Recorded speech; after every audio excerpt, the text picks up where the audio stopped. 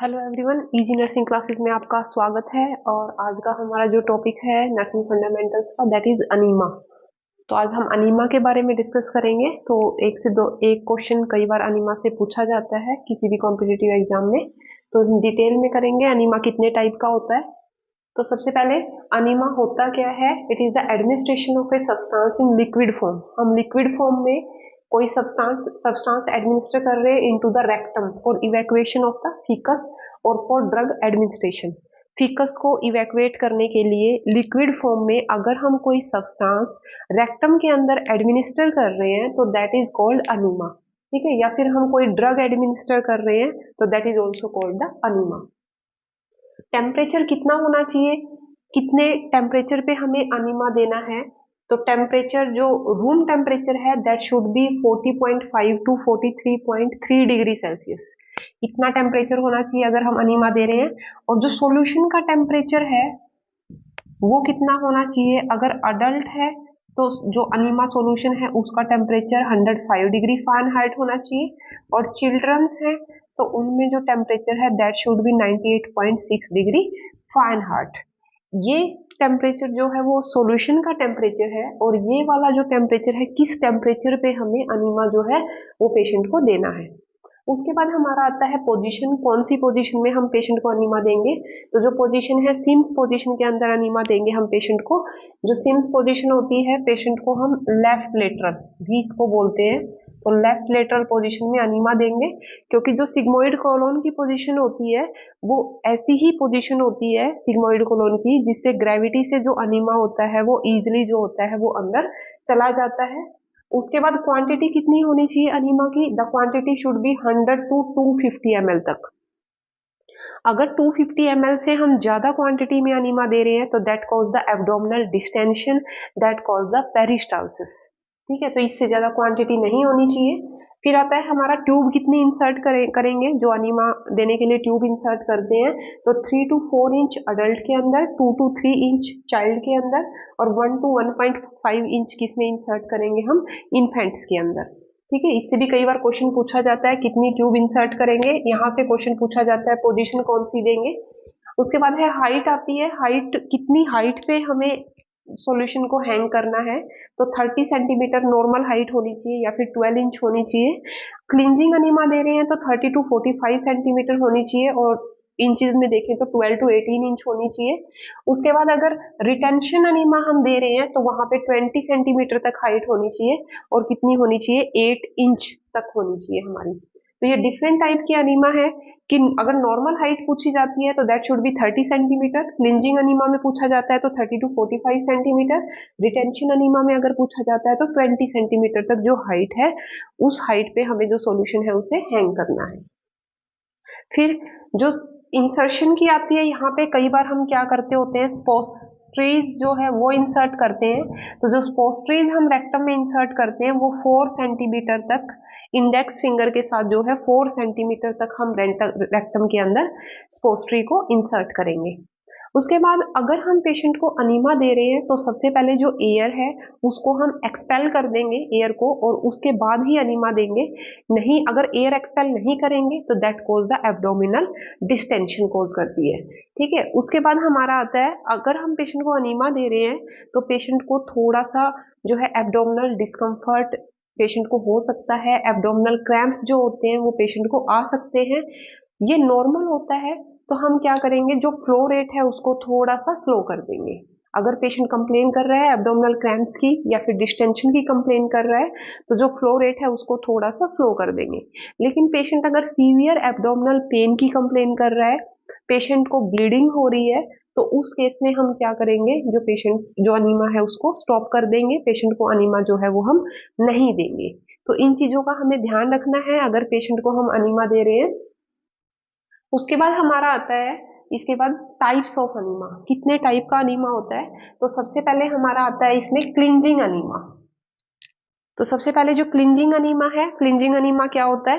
Cleansing enema होता है कि हम जो है रेक्टम को इवैक्यूएट करने के लिए पेशेंट को अनीमा दे रहे हैं तो उसको हम बोलेंगे क्लिंजिंग अनीमा। तो रेक्टम को इवैक्यूएट हमें किस किस कंडीशन में करना है? अगर पेशेंट को क्या हो रखी है, कॉन्स्टिपेशन अगर पेशेंट को हो रखी है, पेशेंट की सर्जरी होनी है, उस केस में इवैक्यूएट करेंगे।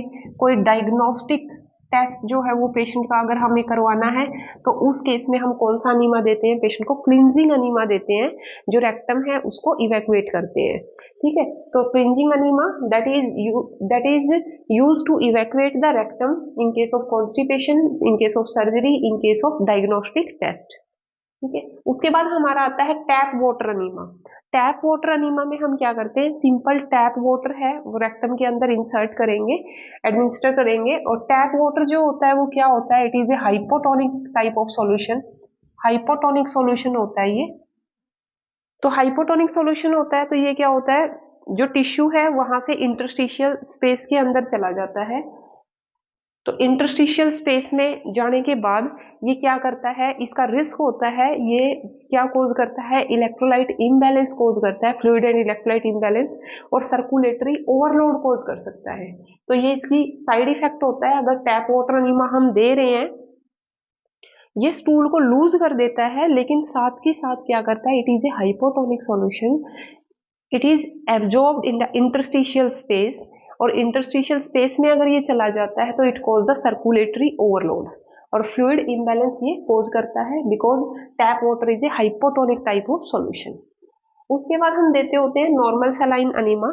जो नॉर्मल सलाइन अनीमा हम देते होते हैं उसकी ओस्मोलैरिटी सेम होती है जो प्लाज्मा की या ब्लड की ओस्मोलैरिटी होती है हमारी। तो नॉर्मल सलाइन अगर हम दे रहे हैं तो इसके अंदर, इसमें जो होता है इलेक्ट्रोलाइट इम्बैलेंस का रिस्क जो होता है वो बिल्कुल नील के बराबर होता है। और जो नॉर्मल सलाइन अनीमा हम दे रहे हैं ये क्या करेगा, अंदर जो फीसस है उसको सॉफ्ट कर देगा और जो फीसस है वो इजीली जो है वो रिमूव हो जाएगा। फिर हमारा आता है हाइपरटोनिक सॉल्यूशन अनीमा। तो हाइपरटोनिक सॉल्यूशन अनीमा क्या करता है, अगर हम दे रहे हैं तो इसकी जो ओस्मोलैरिटी होती है वो ज्यादा होती है, कंसंट्रेटेड सॉल्यूशन होता है। तो ये क्या करेगा, टिश्यू से वाटर को बाहर रीअब्जॉर्ब कर लेगा और जो वाटर है वो बाहर आके जो फीसस मटेरियल है, फीकल मटेरियल है, उसको सॉफ्ट कर देगा। तो उसको बोलेंगे हाइपरटोनिक सॉल्यूशन अनीमा। ठीक है, हाइपरटोनिक सॉल्यूशन अनीमा में इंटरस्टिशियल स्पेस के अंदर जो फ्लूइड है वो कहाँ आ जाएगा, बाहर आ जाएगा टिश्यू में, और किस क्या करेगा, फीकल मैटर है उसको सॉफ्ट कर देगा। फीकल मैटर सॉफ्ट हो गया तो इजीली जो है वो रिमूव हो जाएगा। फिर हमारा आता है सोप अनीमा। तो सोप वाटर के साथ मिक्स करके हम क्या करते हैं, रेक्टम के अंदर डाल देते हैं, और जो सोप होती है वो फीकल मैटर को क्या करती है, लूज कर देती है, और जो रेक्टम है वो इजीली इवैक्यूएट हो जाता है। तो that is the soap enema. उसके बाद हमारा आता है रिटेंशन अनीमा।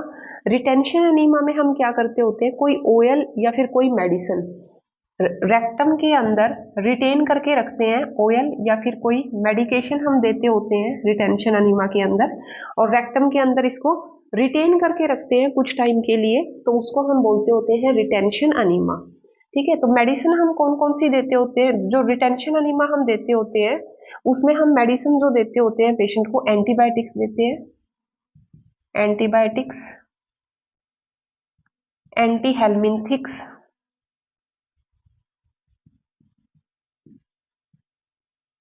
तो ये जो है हम इंसर्ट करते हैं रेक्टम के अंदर, एडमिनिस्टर करते हैं रिटेंशन अनीमा के अंदर। एंटीबायोटिक्स देते हैं पेशेंट को, या फिर एंटी हेलमिंथिक्स देते हैं, या फिर हम क्या करते हैं, न्यूट्रिटिव पर्पज के लिए अगर कुछ हमें देना है तो वो भी हम दे सकते हैं रिटेंशन अनीमा के अंदर। तो रिटेंशन अनीमा में आपने ध्यान रखना है कि इसमें एंटीबायोटिक्स, एंटी हेलमिंथिक्स या फिर न्यूट्रिटिव सब्सटेंस अगर हमें कोई एडमिनिस्टर करना है तो उसको हम बोलते होते हैं रिटेंशन अनीमा, या फिर कोई ऑयल है वो हमें एडमिनिस्टर करना है रेक्टम के अंदर। फिर हमारा आता है कार्मिनेटिव अनीमा। जो कार्मिनेटिव अनीमा होता है वो हम कब देते होते हैं, अगर एब्डोमेन के अंदर जो है गैस बनी हुई है, या फिर एब्डोमिनल डिस्टेंशन हो रखी है, गैस बनी है या फिर एब्डोमिनल डिस्टेंशन पेशेंट को हो रखी है, तो उस केस में हम क्या करेंगे, कार्मिनेटिव अनीमा जो है वो पेशेंट को दे देंगे ताकि पेशेंट को रिलीफ मिल सके। तो कार्मिनेटिव जो अनीमा होता है इसमें हम देते होते हैं मैग्नीशियम सल्फेट, मैग्नीशियम सल्फेट देते हैं। याद रखना है, क्वेश्चन बहुत बार पूछा है जो कार्मिनेटिव अनीमा क्या होता है, इसमें जो मैग्नीशियम सल्फेट होता है उसको इप्सम साल्ट बोलते हैं, याद रखना है आपने। जो मैग्नीशियम सल्फेट होता है that is called the Epson salt. ठीक है, इसके अलावा कार्मिनेटिव अनीमा में हम क्या देते होते हैं, ग्लिसरीन देते हैं, ग्लिसरीन दिया जाता है कार्मिनेटिव अनीमा के अंदर। और साथ में हम क्या देते होते हैं, इसके अलावा वाटर भी दे सकते हैं। तो ये हमारा कार्मिनेटिव अनीमा है। कार्मिनेटिव अनीमा में मोस्ट कॉमनली मैग्नीशियम सल्फेट देते हैं, ग्लिसरीन देते हैं, या फिर वाटर वाटर देते होते हैं। किस केस में, गैस को रिलीव करने के लिए, या एब्डोमिनल डिस्टेंशन अगर पेशेंट को हो रखी है तो उसको रिलीव करने के लिए जो पेशेंट है उसको कार्मिनेटिव अनीमा जो है वो दिया जाता है। तो बहुत बार पूछते हैं रिटेंशन अनीमा क्या होता है, कार्मिनेटिव अनीमा क्या होता है, तो ये आपको पता होना चाहिए। तो टाइप ऑफ अनीमा से कई बार एक क्वेश्चन जो है वो जनरली पूछा जाता है, या फिर हाइट पूछी जाती है, अनीमा की हाइट कितनी होगी, पोजीशन पे क्वेश्चन पूछा जाता है। ट्यूब इंसर्शन पे क्वेश्चन पूछा जाता है, कितनी ट्यूब है वो इंसर्ट करोगे पेशेंट के अंदर। तो इस तरह से जो क्वेश्चन है वो अनीमा से जो है वो क्वेश्चंस पूछे जाते हैं। उसके बाद हमारा साइज आता है, ट्यूब का साइज हम क्या लेंगे जो अनीमा देते हैं। तो इसमें जो ट्यूब का साइज होता है 22 फ्रेंच जो होता है वो अडल्ट के लिए साइज होता है। उसके बाद चिल्ड्रंस है, तो चिल्ड्रंस में जो साइज होता है that is 14 to 18 French, 14 to 18 French जो है वो चिल्ड्रंस में साइज है। उसके बाद 12 फ्रेंच जो है वो इन्फेंट्स के लिए। तो ये साइज है, कई बार क्वेश्चन पूछा जाता है साइज ऑफ अनीमा ट्यूब। तो 22 फ्रेंच अडल्ट में यूज करते हैं, 14 टू 18 फ्रेंच चिल्ड्रन के अंदर, और 12 फ्रेंच जो है वो हम यूज करते होते हैं इन्फेंट्स के लिए। फिर हमारा अनीमा जो होता है वो कई बार हम बोलते हैं हाई अनीमा और लो अनीमा। क्या होता है हाई अनीमा और लो अनीमा। जो हाई अनीमा होता है वो हम क्या करते होते हैं, जो लार्ज इंटेस्टाइन के सभी पार्ट्स तक जो अनीमा अगर हमने देना है, लार्ज इंटेस्टाइन जनरली तो हम रेक्टम तक अनीमा देते हैं, तो अगर हमें अनीमा लार्ज इंटेस्टाइन के सभी पार्ट्स के अंदर अनीमा देना है तो उसको हम क्या बोलते होते हैं, हाई अनीमा बोलते हैं। ठीक है, तो इसको हम बोलेंगे high pressure high volume enema, high pressure high volume. तो ये जो है वो सभी इंटेस्टाइन लार्ज इंटेस्टाइन के सभी पार्ट्स में दिया जाता है हाई अनीमा। तो इसके लिए हम क्या करते होते हैं, पेशेंट को डिफरेंट पोजीशंस देंगे ताकि जो अनीमा है वो इंटेस्टाइन के सभी पार्ट्स तक पहुंचे। जैसे नॉर्मल जो पोजीशन होती है वो सिम्स पोजीशन होती है, तो सिम्स पोजीशन से क्या करेंगे हम, डोर्सम रिकम्बिनेंट पोजीशन देंगे। जो सिम्स पोजीशन होती है वो लेफ्ट लेटरल होती है, डोर्सल रिकम्बिनेंट यानी कि राइट लेटरल पोजीशन जो है वो हम पेशेंट को देंगे अगर हम पेशेंट को high pressure high volume enema अगर पेशेंट को दे रहे हैं, ताकि डिफरेंट पोजीशन के थ्रू जो अनीमा है वो लार्ज इंटेस्टाइन के सभी पार्ट्स तक चला जाए। तो दैट इज हाई अनीमा। जो लो अनीमा होता है, लो अनीमा हम कहाँ देते हैं, जो लो अनीमा है वो हम देते होते हैं सिर्फ रेक्टम के अंदर। अगर हमें अनीमा सिर्फ रेक्टम तक ही देना है तो उसको हम बोलते होते हैं लो अनीमा। ठीक है, तो इसको भी हम लो प्रेशर या फिर लो वॉल्यूम अनीमा बोलते होते हैं अगर लो अनीमा हम दे रहे हैं। फिर हमारा आता है कॉम्प्लिकेशंस। कॉम्प्लिकेशंस में एब्डोमिनल डिस्टेंशन हो सकती है, अनीमा अगर दे रहे हैं, कोई इंजरी हो सकती है। तो यहाँ पे उसके बाद हमारा आता है Contra indications. Contra indications, Contra indications क्या क्या होगी, कब हमें अनीमा जो है वो पेशेंट को नहीं देना है।